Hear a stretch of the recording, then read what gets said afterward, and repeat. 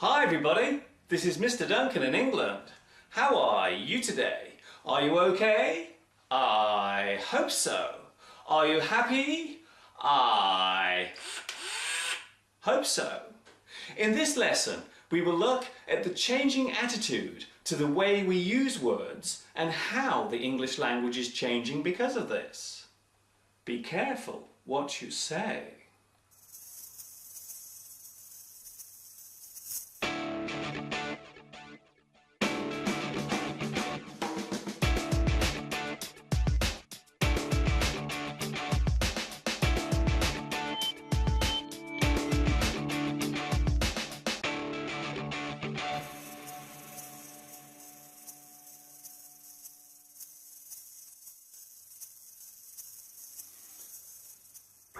They say that the English language is very colourful and can be used in many interesting ways to describe things around us. However, over the past few years we have started to change some of these words because we feel that perhaps they may be rude or could cause offence to certain people. We call this change political correctness. Wow! So many nuts. Would you like one? Not bad. To be politically correct means to consider the impact of certain words on those people to whom the words relate. These groups are often those who have a disability, job titles that refer to gender, religion, or somebody's sexuality or ethnic background. Let's take a look at a simple example of political correctness. Ladies and gentlemen, this is your captain speaking. We are currently cruising at an altitude of 35,000 feet. Should you require any refreshments during the flight, one of our beautiful air hostesses will give you all the assistance you require. We do hope you enjoy your flight. Thank you. The title air hostess was given to females who work on board aircraft, serving food and drinks and giving assistance to the passengers. The male title was air steward. Some people thought that separating the two genders was unfair and gave a bad image to females who were in this profession. So instead, a new word was introduced that covered both sexes. So nowadays we say cabin crew.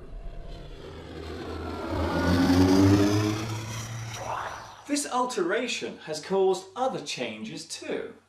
These days we do not use the title policeman and fireman. Instead we now say police officer and firefighter. We have also changed words that relate to a person's physical appearance. We no longer use the words fat or tubby to describe a person who weighs too much. These days we tend to use the words large or overweight. Here in the UK, we no longer use the word handicapped to describe a person who cannot walk or has to use a wheelchair. We now use the word disabled or physically challenged.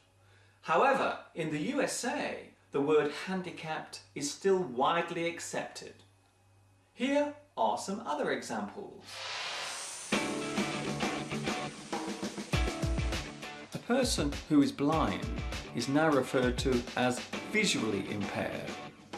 A person who is deaf is now hearing impaired. A person who cannot walk is now physically impaired.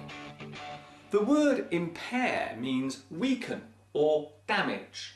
So by saying that something is impaired means that it is not complete or is not working fully.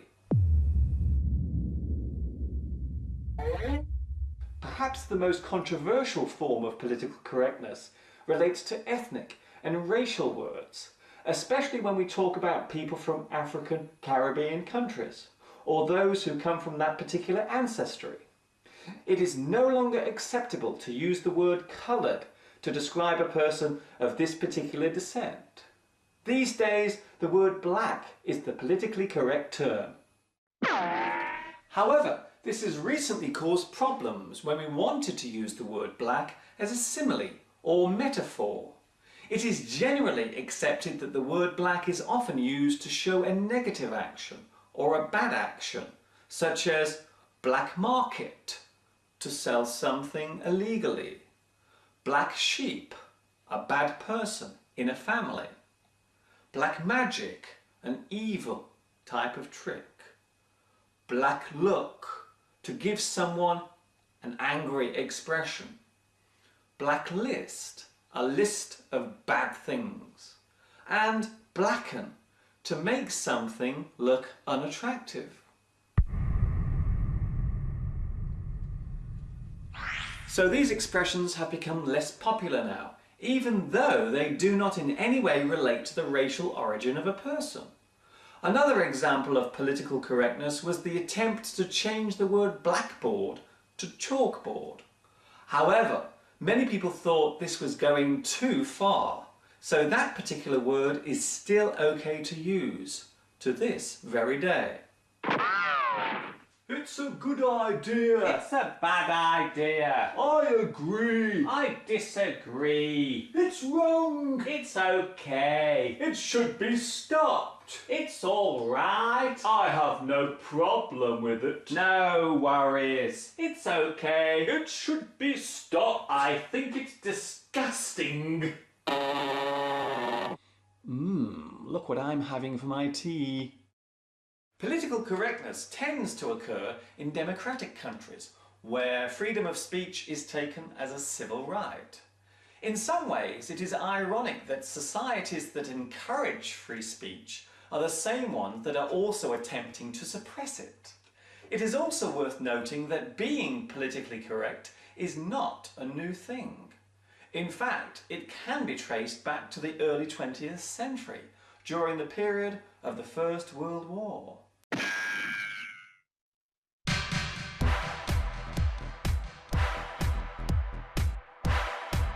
There seems to be a big divide about how far we should go with political correctness. Some people believe it is a good thing and should be encouraged, while others believe that our freedom to speak has been taken away. You may even hear someone use the sentence, "It's political correctness gone mad!"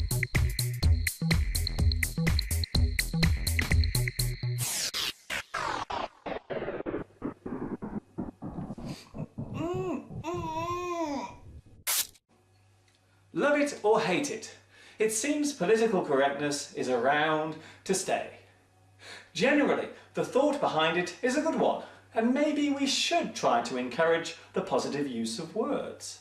But some people think we should be careful not to carry it too far, or allow it to get out of hand or out of control. It is yet another example of how the English language is constantly changing. Whether it is for the better or worse, it's for you to decide.